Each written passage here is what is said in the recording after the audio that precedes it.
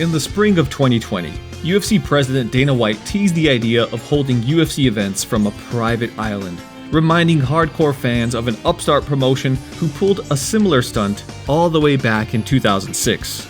Today, we look at one of the most original promotions of MMA's boom period, where despite strong marketing and a host of top stars, had collapsed under its own expectations. Welcome to the INC, and this is the story of Bodog Fighting Championship. Bodog was the brainchild of Canadian businessman Calvin Ayre. The son of a pig farmer from Saskatchewan, Ayre formed the Bodog gambling website in 2000, and by the middle of the decade had amassed a wealth of $1.2 billion.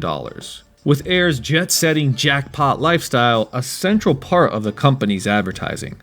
Modeling his business on Richard Branson, Ayre began looking at ventures outside gaming, sponsoring several televised poker events and soccer teams.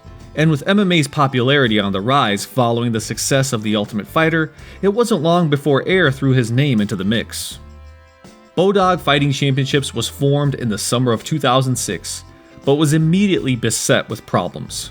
Due to laws regarding gambling sponsorship, Ayre was unable to hold the event in America, instead choosing to fly the company's crew and fighters to a tropical beach off the coast of Costa Rica. While the beach's location remains confidential, many believe it was a part of Ayre's Caribbean residence, pioneering the idea of holding events in your garden long before Eddie Hearn. Bodog's first event took place on August 22nd, with future UFC stars Chael Sonnen and Jorge Masvidal featuring on the show's undercard. Masvidal's appearance on the card was a curious one. The Miami-born fighter had first built his name competing in Kimbo Slice's street fighting series, before transitioning to legal competition where he amassed an 8-2 record. Masvidal would fight 3 times for the promotion, including a second-round knockout of Yves Edwards, before securing a contract with Strikeforce and eventually the UFC. Bodog would hold 3 former events in Costa Rica, with the promise of a tropical holiday enticing others to the upstart promotion. Eddie Alvarez, Roy Nelson, and current CSAC chairman Andy Foster were among the most notable names to compete at the resort over the coming years. The locale, however, was not without issue. During an interview in 2020, Eddie Alvarez admitted the extreme heat added with Bodog's ring surface meant fighters suffered burns whenever they were taken to the ground.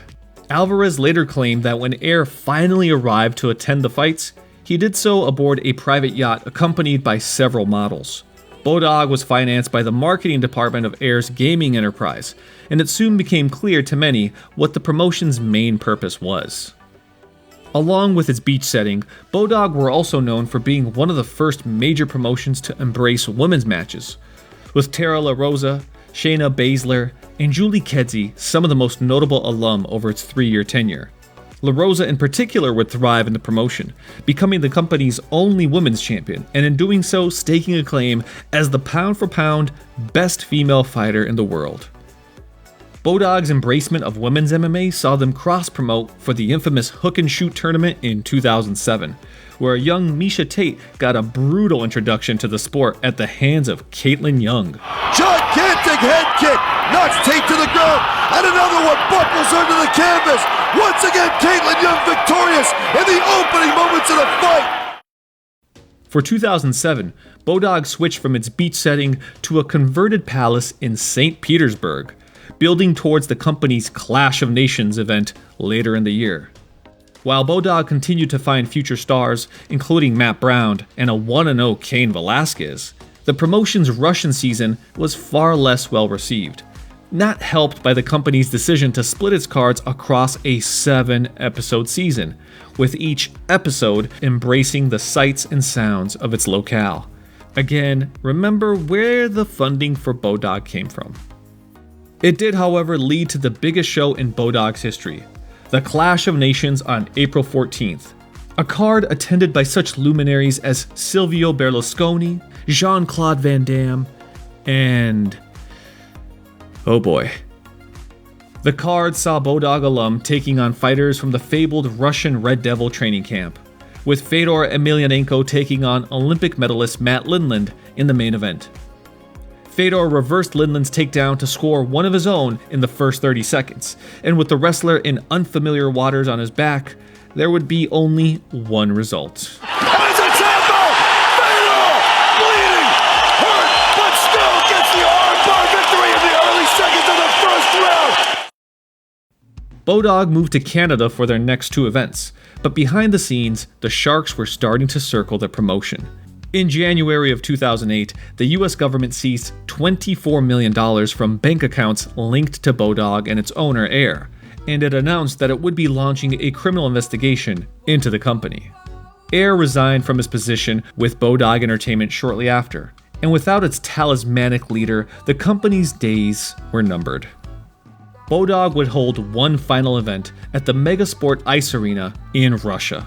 But with several fighters distancing themselves from the promotion, the card was predominantly made of low-level Russian talent. The one exception to the list was Oleg Takhtarov, who claimed one of the final wins of his career against 8-6 John Marsh.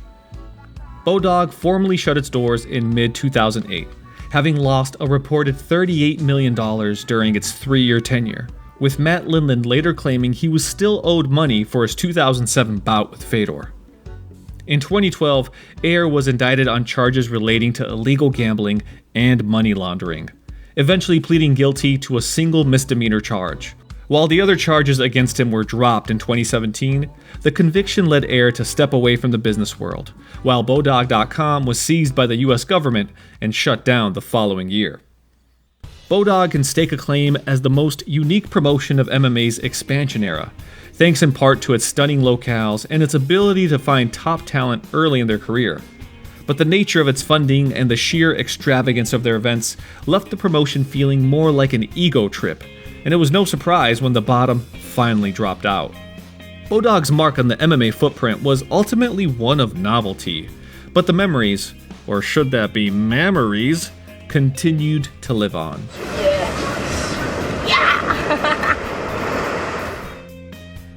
This is the INC. Please like, share, subscribe, and ring the bell so you never miss a video.